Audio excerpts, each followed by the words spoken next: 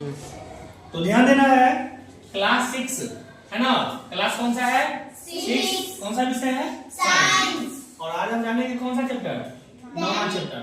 9वां chapter है, इसका नाम क्या है बताओ?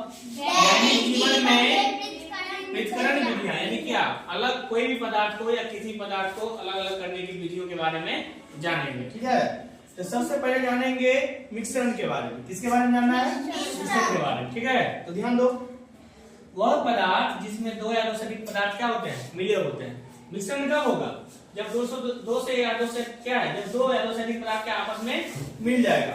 मिलेगा तो क्या होगा? वो मिश्रण हो जाएगा। इसलिए क्या लिखा हुआ है? वह पदार्थ जिसमें दो या दो से अधिक क्या हो पदार्थ क्या होते हैं? मिले होते हैं, उसे हम क्या कहेंगे? उसे हम मिश्रण कहेंगे। जैसे ध्यान दो, गेहूं और चावल का मिश्रण, मिट्टी और बालू का मिश्रण। वैसे मिश्रण तो हजारों है, लेकिन हम दो एग्जांपल लेके हम समझ सकते हैं। ठीक है ना। अब ध्यान देना है और जवाब देना तुम लोग। मिश्रण जो है कितने प्रकार का होता है? 2। मिश्रण कितने प्रकार का होता है? 2 प्रकार का।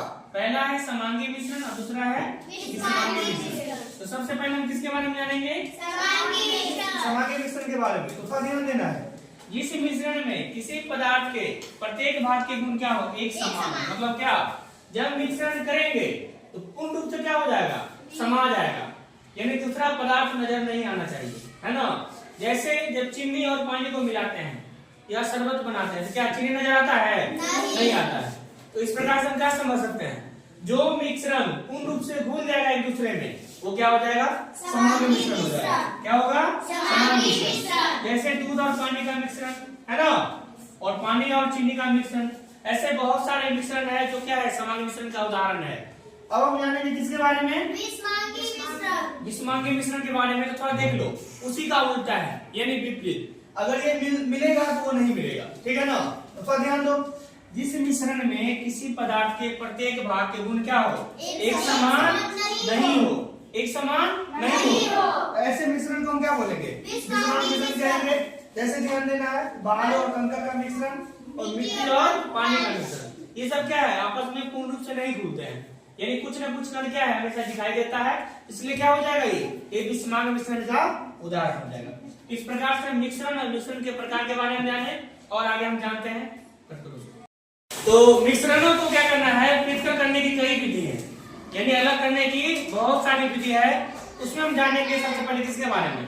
थ्रेशरिंग के बारे में। थ्रेशरिंग क्या है? सो ध्यान देना, थोड़ा ध्यान दो। वह प्रक्रिया है जिसमें फसल की कटाई के बाद क्या करते हैं? अनाज के दानों को पौधे के बाकी हिस्से जैसे डंठल और गुच्छा क्या करते हैं? अलग कर देते हैं, या उससे अलग कर देते हैं। और अलग करने की बहुत सारी विधि है। जैसे ध्यान दो, हाथ से भी अलग कर सकते हैं, जानवरों की मदद से भी कर सकते हैं, या मशीन जो थ्रेशर होता है उसके माध्यम से क्या किया जाता है? उसको पृथक्करण किया जाता है, यानी अलग किया जाता है, ताकि खाने योग्य क्या हो सके? अनाज बन सके, या खाने वाला हिस्सा क्या हो? अलग हो सके। यानी क्या, अनाजों में से अगर क्या है छोटे छोटे मतलब जैसे भूसा वूसा क्या करेंगे? उसको अगर अलग कर देंगे तो वही क्या हो जाएगा? थ्रेशरिंग हो जाएगा। थ्रेशरिंग, ठीक है ना। अब ध्यान देना ओसाई के बारे में। ओसाई में क्या होता है मालूम है ना? अनाज में जो छोटे छोटे कण या बड़े कण रहते हैं उसको क्या करते हैं? फूंक मार के या हवा के माध्यम से क्या करते हैं? उसको अलग करने का काम करते हैं। तो ध्यान दो थोड़ा सा, मिश्रण में से भारी और हल्के अवयवों को, है ना, या कणों को हवा के द्वारा या फूंक मार के क्या करते हैं? उसको पृथक करते हैं। पृथक का मतलब क्या करते हैं? उसको अलग करते हैं। वही विधि क्या कहलाएगी? ओसाई कहलाएगी या विनोइंग कहलाएगी। ठीक है ना। इस प्रकार से हम मिश्रण और ओसाई और थ्रेशरिंग के बारे में जाने और फिर अगले क्लास में जानेंगे। ठीक है।